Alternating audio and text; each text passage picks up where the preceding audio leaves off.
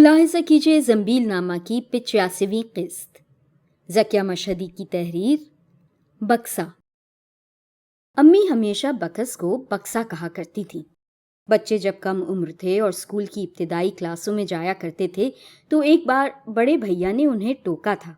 امی باکس کہا کرو، یہ بکسا کیا ہوا بھلا؟ امی نے کہا بکس کہنے سے کیا فرق پڑتا ہے، چلو کہہ لیا بکس، اب خوش؟ چھوٹی بڑی دونوں بیٹیوں نے بیک زبان کہا امی تم تو وہی کہا کرو بکسا، اب یہ بکس تو اور بھی. شاید وہ کہنا چاہتی تھیں دیہاتی، گنوار، نامانوس، لیکن رک گئی تھیں اس لیے کہ اب سے 40-45 سال پہلے والدین اور بچوں کے درمیان حد ادب کچھ حد تک برقرار تھی. امی ہنسنے لگی تھیں. ارے بھائی، ہم تو بکسا ہی جانتے ہیں، وہ تو تمہیں خوش کرنے کو کہہ دیا تھا. اب یہ تمہاری طرح منہ پھیلا کے پھر اسے گول کر کے کون بولے باکس. وہ سب کے سب خوشگوار جاڑوں میں انگیٹھی کے گرد بیٹھ کر مونگ پھلیاں کھاتے، بھوبل میں شکرکندیاں بھننے کا انتظار کرتے خوش دلی سے ہنسنے لگے تھے. امی ذرا پھر سے تو کہنا باکس. اور آج وہ سب امی کے بکسے کے گرد دائرہ بنائے اسی طرح بیٹھے تھے جیسے کبھی جاڑوں میں انگیٹھی یا تسلے میں جلتی آگ کے گرد بیٹھا کرتے تھے، یا باورچی خانے میں بچھی پیڑھیوں پر امی کی جھپا چھپ اترتی باریک پھولی چپاتیوں کا اپنی اپنی رکابی میں باری باری تھپ سے رکھے جانے کا انتظار کرتے. پھر کوئی بچہ بیچ سے روٹی کی 2 پرتیں الگ کر کے باریک پرت کو آنکھوں سے لگا کر دیکھتا کہ باہر دکھائی دے رہا ہے یا نہیں، اور امی سے ڈانٹ سنتا، کھانا کھا رہے ہو یا کھیل رہے ہو، چلو جلدی چھٹی کرو. ابا کی کپڑوں کی دکان تھی. وہ دوپہر کے کھانے کے لیے ذرا دیر سے آتے. امی بچوں کو کھلا لیتی اور خود ان کا انتظار کرتی. ان کے ہاتھ دھلاتی، کھانے کے دوران 10 بستہ کھڑی رہتی، پھر دوبارہ ابا کے ہاتھ دھلا کر انہیں خلال دے کر برتن سمیٹتی اور خود کھانے بیٹھتی. اکثر 4:30 بج جایا کرتے تھے. اکثر وہ رات کو کھانا برائے نام کھاتی، اس لیے کہ بقول ان کے دوپہر کا کھانا ابھی چھاتی پر دھرا ہوتا تھا. اس وقت وہ 5 ساتھ ساتھ تھے. اب 10 دشاؤں سے گھوم کر آئے تھے، کوئی قریب سے کوئی دور سے. بڑی آپا نے بکس کھول رکھا تھا، اوسط سے بڑا پیتل کے قبضوں والا. امی کے جہیز میں ساتھ آیا بکس جس سے وہ بکسا کہنے پر مصر رہا کرتی تھیں، اور اب وہ گھر کی وہ واحد شے تھا جو بلا شرکت غیر امی کی کہی جا سکتی تھی، ورنہ وہ اپنا سارا کچھ بانٹ چکی تھیں، یہاں تک کہ اپنا وجود بھی. اس کی ظاہری صورت بڑی پراسرار تھی، یا زمانے سے گزرنے کی وجہ سے ایسی ہو گئی تھی جیسے الف لیلا کی کہانیوں سے نکل کر آیا ہو. پرانی چیزوں کا کوئی رسیا اس کے اچھے دام لگا سکتا تھا. نہ جانے پرانی ہو کر چیزیں زیادہ قیمتی کیوں ہو جاتی ہیں. بڑی آپا نے کہا تھا، آؤ بھائی سب لوگ بیٹھ جاؤ، پھر کوئی کچھ کہے نہیں. کیا کہے گا کوئی آپا؟ چھوٹے بھائی قدرے جھنجھلا کر بولے. بلا وجہ کی بات. آج کل کسی کا کوئی ٹھکانہ نہیں، کوئی کیا سوچ لے. پھر تم دونوں کی بیویاں نہیں آئی ہیں اس لیے دونوں بھائی تو ضرور بیٹھیں. منجلی بہن نے بڑی آپا کی طرفداری کی. آپا ٹھیک کہہ رہی ہیں. بڑی آپا کی آنسوؤں سے لبریز بڑی بڑی آنکھیں جھپکیں. بسم اللہ کہہ کر کپڑوں کی پہلی تہہ اٹھائی. روزمرہ پہنے جانے والے 5-6 جوڑے تھے، کثرت استعمال سے قدرے پھیکے پڑتے ہوئے. درمیان میں سلیقے سے طے کیے ہوئے سفید دوپٹے رکھے ہوئے تھے. ابا کے انتقال کے بعد امی نے رنگین دوپٹے اوڑھنا بند کر دیے تھے. گرچہ کپڑے ہلکے رنگوں والے پہن لیا کرتی تھیں، لیکن دوپٹہ سفید ہی رہتا تھا. اب چونکہ رنگتی نہیں تھیں اس لیے کلف ڈال کر انہیں چننا بھی تقریباً بند ہو گیا تھا. کپڑوں کی ایک اور تہہ برآمد ہوئی. یہ سارے کے سارے بغیر سلے جوڑے تھے. کبھی کوئی بیٹی دے گئی تھی، کبھی کوئی بیٹا. 2 جوڑے آپا نے پہچانے. یہ دونوں بھائیوں کی شادی پر ان کے سسرالوں سے آئے تھے. آپا نے ایک ایک کر کے انہیں الگ رکھا. کل 7 جوڑے تھے. جب بھی بیٹا، بیٹی، بہو کوئی آتا ان سے مطالبہ کرتا کہ وہ کچھ نئے کپڑے بنوا لیں، لیکن وہ کنی کاٹ جاتی، گرچہ اب کسی کفایت کی کوئی ضرورت نہیں تھی. اب میرا کسی چیز کو جی نہیں چاہتا. جب جواب میں یہ کہتی تو ان کے لہجے میں ایسا کرب ہوتا تھا جو کہنے والے کے آس پاس دیر تک ٹھہرا رہتا. آپا نے پھر ڈبکی لگائی اور چوڑیوں کا کیس برآمد کیا جو بکسے کے کونے میں حفاظت کے خیال سے ایک پرانی چادر میں لپیٹ کر رکھا گیا تھا. خاصا بڑا سا تھا. چوڑیاں امی کا واحد سنگار تھیں، شاید وہ واحد خرچ بھی جو وہ 2 وقت کی روٹی اور سال میں 2 جوڑے معمولی کپڑوں کے علاوہ اپنی ذات کے لیے روا رکھتی تھیں۔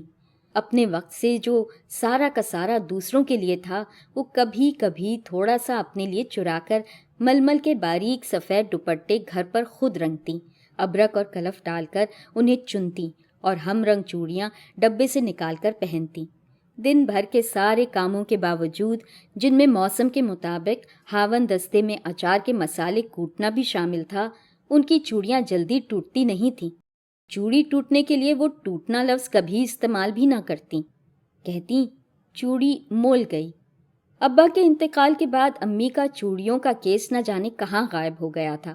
اس وقت تک تینوں لڑکیاں بیاہ کر کب کی جا چکی تھیں، اپنی اپنی زندگی میں مصروف، کسی کو زیادہ خیال تک نہ آیا۔ آج برآمد ہوا تو پتہ چلا کہاں تھا۔ آپا نے ذرا کی ذرا ڈھکن اٹھایا تو جیسے پورے کمرے میں روشنی پھیل گئی، ایک عورت کے سہاگ کی روشنی، جگمگ جگمگ کرتی فیروز آباد کے شیشے گروں کے خون پسینے کی روشنی۔ ارے جلدی کرو نا آپا، کیا بیٹھی چوڑیوں کو تک رہی ہو؟ چھوٹا بھائی قدرے بے صبر ہو اٹھا تھا۔ آپا نے بھائی کو گھور کر دیکھا اور 3 کتابیں اٹھائیں، رضیہ کا شاہی دسترخوان، گھریلو نسخے اور ایک پنسورا۔ خاص خاص مواقع پر امی شاہی دسترخوان کی ترکیبیں آزماتیں۔ لڑکیوں کے بڑے ہونے پر ان کے لیے لڑکے والوں کا آنا اور شادی ہو جانے کے بعد دامادوں کی آمد و رفت خاص ہی نہیں، خاص الخاص موقعوں میں شامل تھے۔ بڑے جتن سے ان مواقع کے لیے رقم پس انداز کر کے رکھا کرتی تھیں۔ ان کے بچت کرنے کے طریقوں میں گھر کے سارے کام خود کرنے، حتیٰ کہ بچوں کے کپڑے اور شوہر کے کرتے پاجامے سینے، فصل پر سال بھر کا غلہ گاؤں سے منگا کر رکھنے کے علاوہ خود اپنی ذات پر کوئی خرچ روا نہ رکھنا ایک بڑا طریقہ تھا۔ کتنی تکلیف ہو، خاموشی سے جھیل جاتی۔ بس اٹھائی گھریلو نسخوں والی کتاب، باورچی خانے کے ڈبے ٹٹولے اور ہلدی، اجوائن، ادرک، پودینہ اور جانے کیا کیا کوٹا، چھانا یا پکایا، اور اسی سے بقول ابا لوٹ پوٹ کے ٹھیک۔ بال بچوں والا ہو جانے کے بعد ایک بار بڑے بیٹے نے ہنس کر کہا تھا، امی کے وقت میں بچوں کی طرح مرض بھی کم ڈھیٹ ہوا کرتے تھے، جلدی مان جاتے، وہ بھی معمولی چیزوں سے۔ اب مرض اینٹی بائیوٹکس کے بغیر نہیں سنتے، اور بچے موبائل فون اور لیپ ٹاپ سے کم پر راضی نہیں ہوتے۔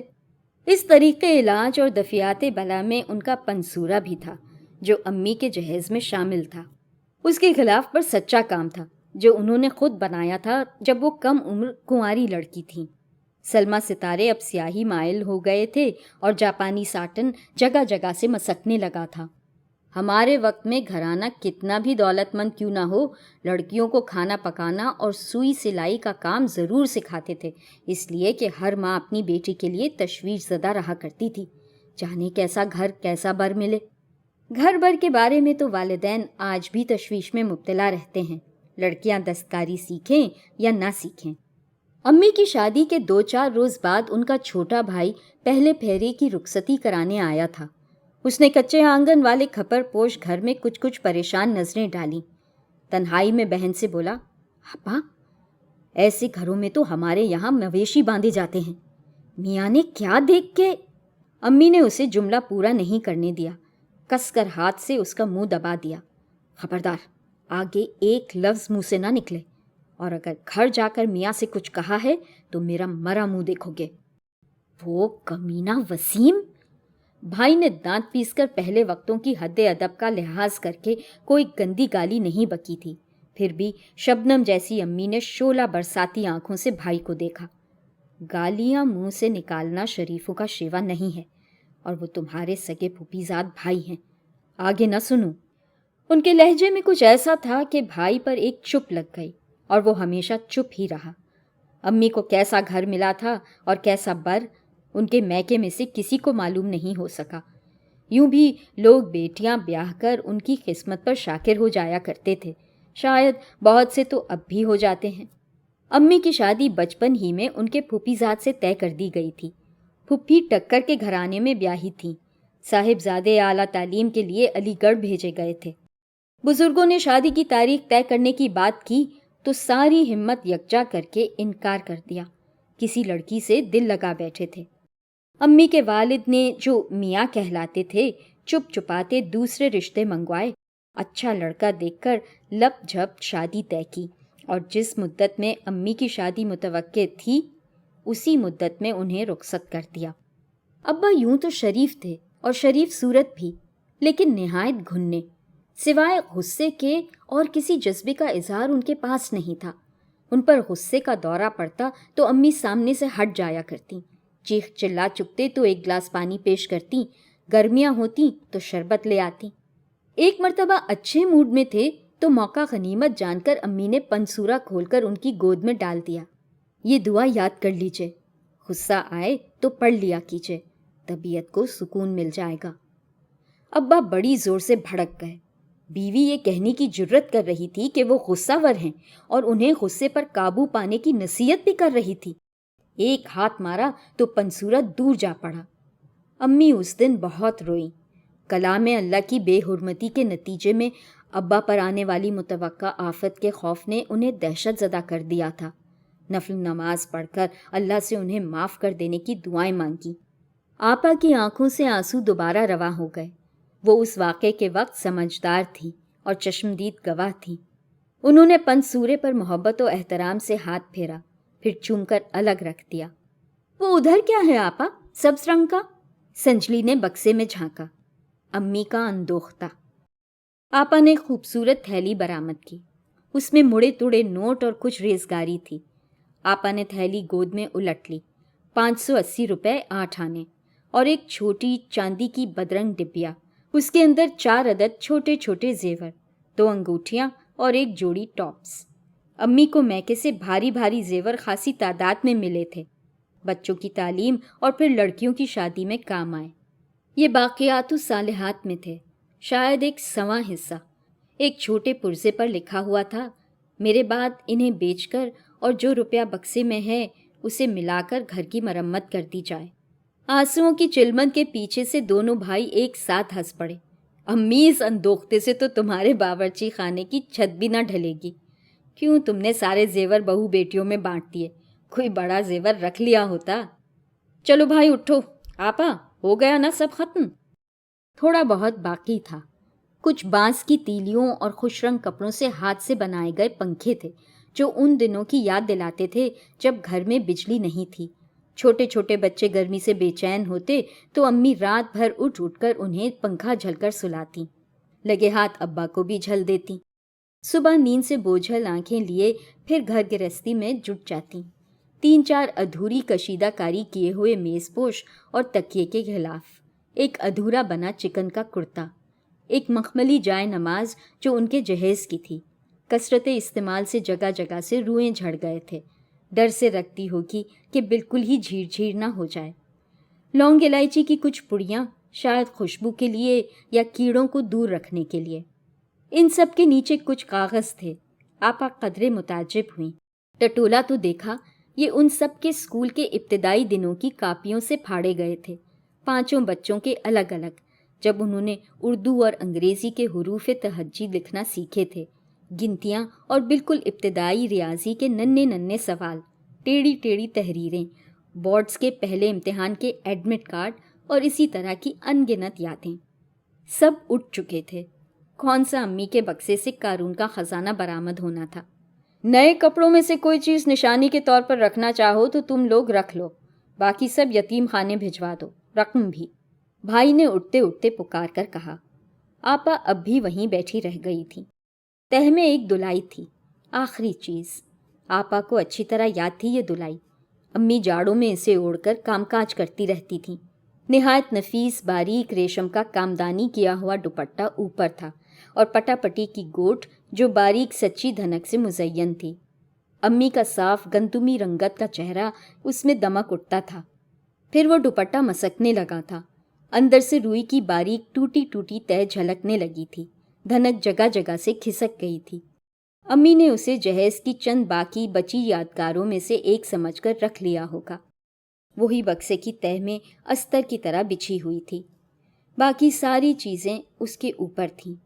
آپا نے دلائی نکال کر اسے جھاڑا۔ تہوں میں سے نیم کی خشک پتیاں اڑ کر فرش پر بکھر گئیں۔ کسی خزاں زدہ درخت کے پیلے پتوں کی طرح ایک زرد پڑتی چرمراتی پرانی تصویر بھی نکل کر اڑی اور پھڑ پھڑاتی ہوئی نیچے آ گری۔ یہ ایک نوجوان کی تصویر تھی۔ دھندلے پڑ جانے کے باوجود نقوش امی کی نوجوانی کی صورت سے کافی مشابہ تھے۔ پھوپھیزاد ماموزاد کے درمیان مشابہت کوئی حیرت کی بات تو نہیں۔ تصویر کے پیچھے لکھے گئے نام پر وقت سے اڑی گرد کی ایک موٹی تہ جم گئی تھی۔ شاید لکھا ہوا تھا وسیم۔